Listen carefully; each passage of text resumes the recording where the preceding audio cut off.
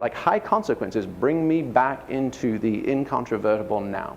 Next, rich environments, right? Think about the difference in a surfer or a skier, big mountain skier, any of these things, between just playing ping pong. And every day that ping pong table is exactly the same, and my paddle is, and the ball bounces the same way, it all works. And I can kind of check out. But in a situation where the environment is so rich it's overwhelming and stimulating, right, it actually sort of can knock out my waking sense of self and forces me to pay explicit, acute attention, because if I don't, I get knocked down.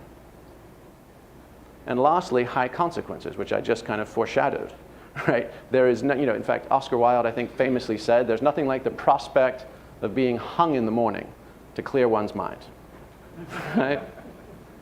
So immediate high consequences have this wonderful effect, which is very hard in this day and age. We're always elsewhere, right, and else when. I'm thinking about tomorrow, I'm on my phones, I'm pitching this, I'm posting that, right? Immediate, like high consequences bring me back into the incontrovertible now.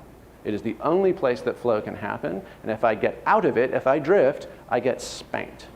And it hurts, and I learn, right? And think about how much of our learning and experiences these days are disconnected from those kind of tight feedback loops. So let's translate this to your guys' world a little bit, because that's the beauty. I mean, this would just be kind of a curiosity if it didn't matter to us as well, right? So think about rich environments. You guys are obviously in one. The cross-pollination, a lot of the sort of cutting-edge organizational design of workplaces, whether it's at Pixar with the atrium and the serendipitous meetings, whether it's your guys, cafeterias and restaurants with the lines and the management and all of your commons areas, right? Explicitly designed to create novel, changing environments. Right, high consequences.